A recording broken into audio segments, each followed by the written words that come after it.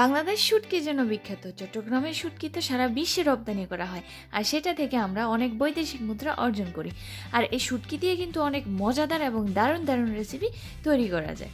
আসসালামু আলাইকুম, welcome back to my channel parts of my life. যে যেখান থেকে আমার ভিডিও দেখছেন, আশা করছি সবাই ভালো আছেন। যে আলহামদুলিল্লাহ আমরাও ভালো আছি। সেই সুস্বাদু খাবার আজকে আমি আপনাদেরকে দেখাবো, সেটা হচ্ছে শুটকির ভর্তা। আর এই শুটকির ভর্তাটা আমি কী দিয়ে করেছি, এটা হচ্ছে পুঁই শাকের পাতা প্লাস এখানে আমি ইউজ করব হচ্ছে কি ইটালিয়ান শুটকি। আর এই শুটকিটা কিন্তু আমি দেখেছি আমার মাকে তৈরি করতে। ইটালিয়ান শুটকি দেয় না, বাংলাদেশি শুটকি দিয়েছে, তবে এইভাবে রেসিপিটা আমার মা তৈরি করেছিল। তো আমার মার কাছ থেকে কিছুটা শিখেছি, আর সাথে আমি অন্য কিছু অ্যাড করেছি। তো আশা করছি আমার আজকের ভিডিওটা আপনাদের কাছে ভালো লাগবে, সেজন্য পুরো ভিডিও জুড়ে আমার সাথেই থাকুন। তাহলে চলুন শুরু করা যাক। এই মজাদার শুটকির ভর্তা তৈরি করার জন্য আমি এখানে নিয়ে নিয়েছি হচ্ছে পুঁই শাকের পাতা। আপনারা চাইলে যে কোনো পাতা নিতে পারেন, তবে আমার কাছে মনে হয় পুঁই শাকের পাতাটা পারফেক্টেবল এবং খেতে ভালো লাগে। তবে লাউ শাকের পাতা বা কুমড়ো শাকের পাতাও যদি বলেন সেটাও নিতে পারেন, তাতে করেও আপনাদের যেই ভর্তাটা আছে সেটা অনেক ভালো হবে।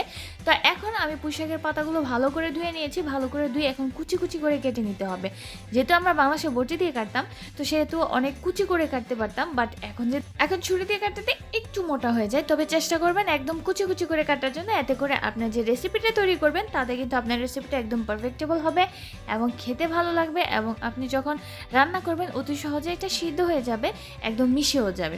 তো এখন আমি যে পুঁই শাক পাতা আছে, সেই পুঁই শাক পাতাগুলো আমি একটু কুচি কুচি করে কেটে নিচ্ছি। আপনারা দেখতেই পাচ্ছেন আমি কিভাবে কাটছি, এবং অবশ্যই সাবধানে কাটবেন, কারণ যেহেতু ছুরি দিয়ে কাটছি হাতের মধ্যে এটার প্রভাব পড়ার কিন্তু খুবই সম্ভাবনা থাকে, সেজন্য সাবধানে কাটতে হবে। আর এই শুটকির ভর্তা গরম গরম ভাতের সাথে কার না ভালো লাগে বলেন তো? আমার তো দারুণ মজা লাগে। সেজন্য এই মজাদার রেসিপি আপনাদের সাথে শেয়ার করতে আছে। অনেকেরই কিন্তু শুটকির ভর্তা অনেক পছন্দ, অনেকে আবার খেতে পছন্দ করে না। তবে আমরা যারা বাংলাদেশি আছি, আমরা বাঙালিরাই কিন্তু এরকম শুটকির ভর্তা বলেন এবং মজাদার যে রেসিপিগুলো আছে এগুলো সব কিছুই কিন্তু আমরা অনেকটাই পছন্দ করে থাকি। তাই আমার এই ভর্তাটা তৈরি করার জন্য আমার যে পুঁই শাকের পাতা আছে, পুঁই শাকের পাতার সাথে আমার কিছু পেঁয়াজও লাগবে। আপনারা চাইলে এটা স্কিপও করতে পারেন, তবে আই থিঙ্ক আমার কাছে মনে হয় যে পাতার সাথে যদি একটু পেঁয়াজও দেন তাহলে কিন্তু খেতে ভালো লাগে। আমার মাকে আমি দেখতাম তৈরি করতো, মানে মজাদার ভর্তা তৈরি করতো। তো এই যে আমি পেঁয়াজ কুচি করে নিয়েছি, এটা পুরোটাই আপনাদের উপর ডিপেন্ড করবে আপনারা কতটুকু রান্না করতে চান সে অনুসারে। তা এখন ভর্তা তৈরি করব, যদি টমেটো না থাকে তাহলে কি হয়, সেজন্য অবশ্যই টমেটো কেটে নেব। আর এটা কিন্তু আমি ছোট পিস করে কাটবো না, একটু বড় করে কাটবো। জাস্ট শুধু মাঝখান দিয়ে একটু কেটে নিয়েছি, দুটো ভাগ করে নিয়েছি। আর কারণ হচ্ছে পরবর্তীতে আপনাদেরকে দেখাচ্ছি কেন আমি দুটো ভাগ করে নিয়েছি। এখন মোস্ট ইম্পর্ট্যান্ট একটা উপাদান, সেটা হচ্ছে রসুন। রসুন কুচি, আপনি যদি কোনো খাবারে রসুন দেন সেক্ষেত্রে কিন্তু খাবারের যে স্বাদটা আছে সেটা কিন্তু দ্বিগুণ হয়ে যায়। এখন আমি নিয়ে নিচ্ছি, সেটা কি বলেন তো? এটা হচ্ছে আলিশে। আমি ইটালিয়ান শুটকি নিয়েছি। আপনারা চাইলে বাংলাদেশি যে কোনো শুটকি নিয়ে নিতে পারেন আপনাদের পছন্দ অনুসারে। তবে চেপা শুটকি দিয়েও করেন যদি, তাহলে সেক্ষেত্রে চেপা শুটকির ভর্তাটাও খেতে দারুণ মজা লাগে। তো আমি এখানে আলিশে নিয়ে নিয়েছি, আমার কাছে চেপা শুটকি ছিল না, যার জন্য আমার সব কিছু কাটা হয়ে গেছে। এবার আমি চলে এসেছি চুলায়, আর চুলায় একটা ফ্রাই প্যান বসিয়ে দিয়েছি। ফ্রাই প্যানে আমি দিয়ে দিচ্ছি এক্সট্রা ভার্জিন অলিভ অয়েল তেল। আমি এখানে তেলটা কম ইউজ করব, কারণ হচ্ছে যে শুটকিগুলো আমি নিয়েছি সেই শুটকিগুলোর মধ্যে কিন্তু তেল আছে, কারণ এই তেলের মধ্যে কিন্তু এই শুটকিগুলো একদম ডুবানো থাকে, যাতে করে শুটকিগুলো নষ্ট না হয় এবং খুবই ভালো থাকে, দীর্ঘদিন ধরে সংরক্ষণ করে রাখা যায়।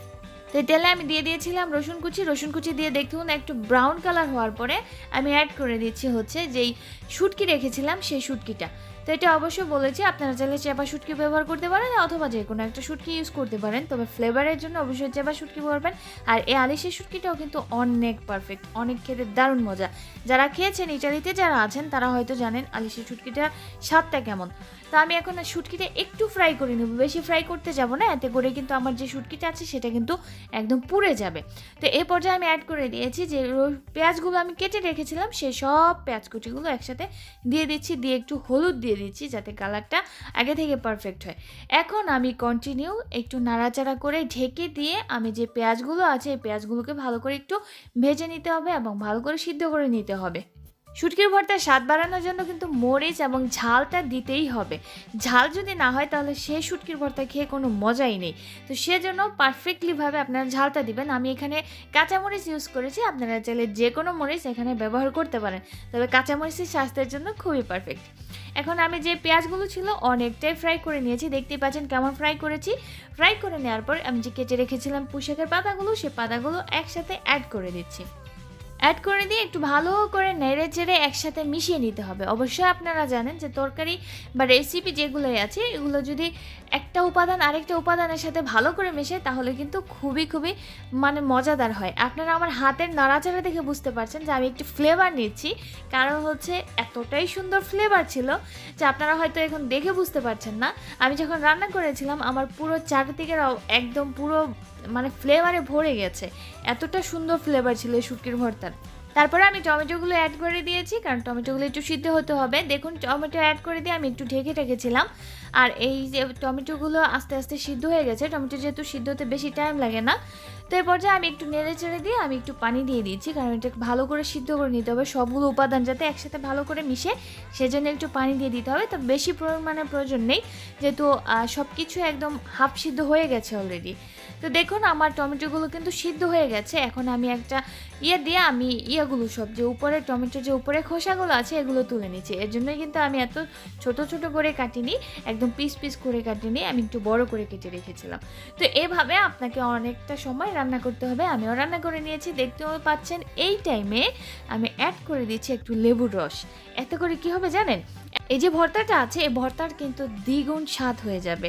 আসলে আমার কথা বিশ্বাস হচ্ছে না তো আপনাদের, আপনারাও বাসায় কিন্তু ট্রাই করে দেখতে পারেন। এতে করে আপনাদের কাছে আসলেই এরকম লেবুর রস দিয়ে ভর্তা খেতে মজা লাগে কিনা আপনারা ট্রাই করলেই আমার কথার সাথে মিশিয়ে নিতে পারবেন।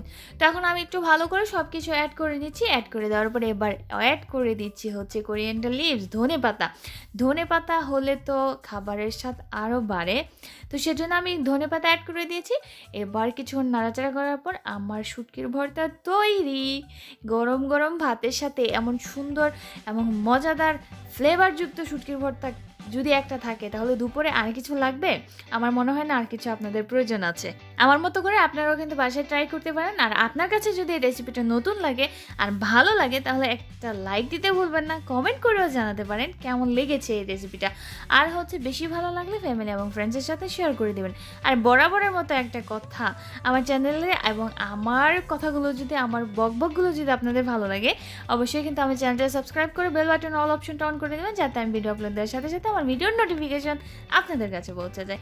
এতক্ষণ তো রান্না করলাম, এবার হচ্ছে খাবারের পালা। গরম গরম ভাতের সাথে দারুণ মজা লাগে। আপনারা চাইলে এটাকে রুটি অথবা গরম ভাতের সাথে খেতে পারেন, তবে আমি মনে করি আমরা যেহেতু মাছে ভাতে বাঙালি সেজন্য অবশ্যই কিন্তু ভাতের সাথে এই ভর্তাটা খুবই পারফেক্টেবল হবে।